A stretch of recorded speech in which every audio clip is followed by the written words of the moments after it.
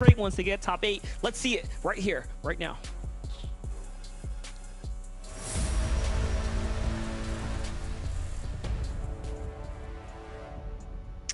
All right, here we go. Game number 3.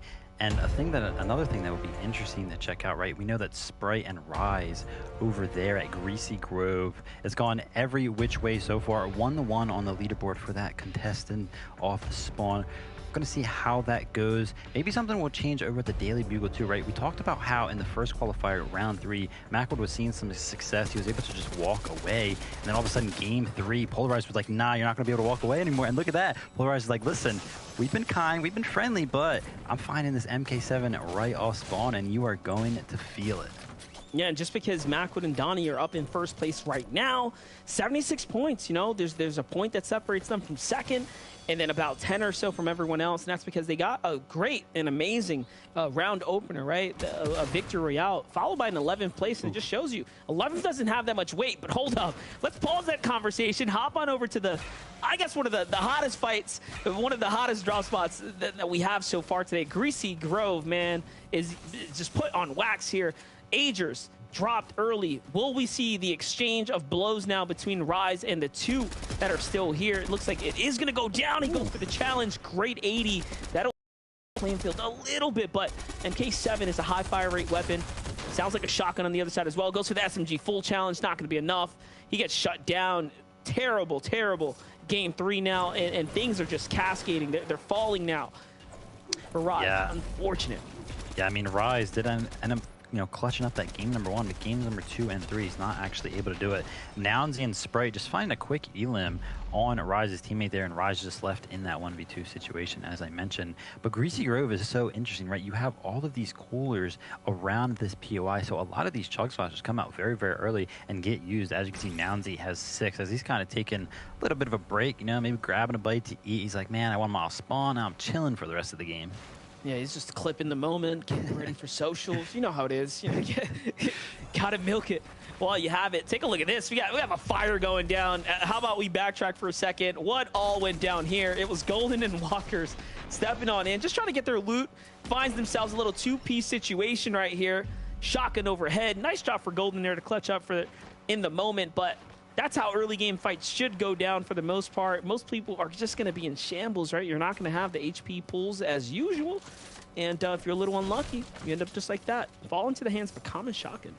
Yeah, Golden and Walker is actually in 7th place right now. Those 2 early elims, I'm assuming that they've kind of had this off-spawn fight pretty consistently, right? People don't like to switch their drop spots.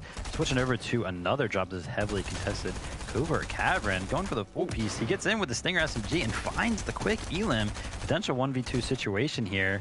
And he gets the full finish there. Statics left to do it for Scare Bear here, but the other player only has about 80 HP left. It's going to be disengaging. So many heals here for Statics.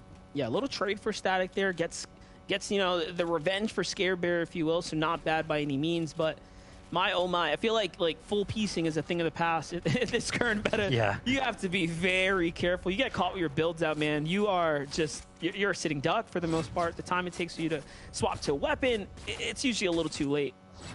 Yeah, and he's just going to be grabbing the reboot card there. This team not doing so hot in the 35th place with 3 total points.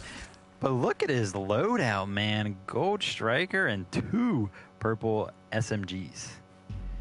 Yeah, definitely. That's for the teammate. We'll see that. Let's see here. Let's go ahead and go back in time really quickly. Scarebear takes the 1 challenge to 106. Ooh, that was a double follow-up. So they shut that down really quickly.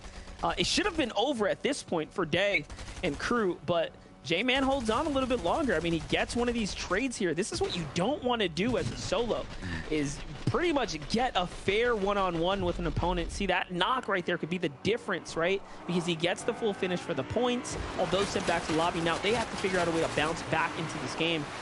Here's a team that has to bounce back into the tournament as a whole. Ladies and gentlemen, Monster Deface and Vivid here on the mic. You missed game 1 and game 2. Some of the biggest upsets so far for Scented and Cold have been that Larson and Smite have basically been, you know, just on their heels, right, this entire game. I don't know how else to say this. Like, they have had them on checkmate round after round, so they need to have a flawless rest of the tournament.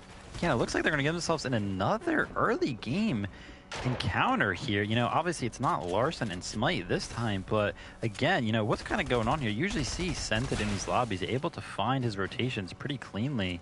And now it seems like he's running into players. Maybe these other players are just so tired of dealing with Storm Surge, right? I had a conversation with Sundown earlier about how Game 3 usually gets a little wonky because these players, you know, they have the first 2 games to kind of work everything out, and they kind of just start to dabble in some other strategies. But nonetheless, Scented and Cold look like they are in a solid position to maybe disengage from this, but the players are pretty much on the high ground, so if they take a peek over that little rock right there, they will see them disengage. Not a lot of mats for Scented. I think, yeah, I saw him with like 26 builds. Yeah, there it is. And that's not a lot to make a rotation away from a team that has such high ground on you.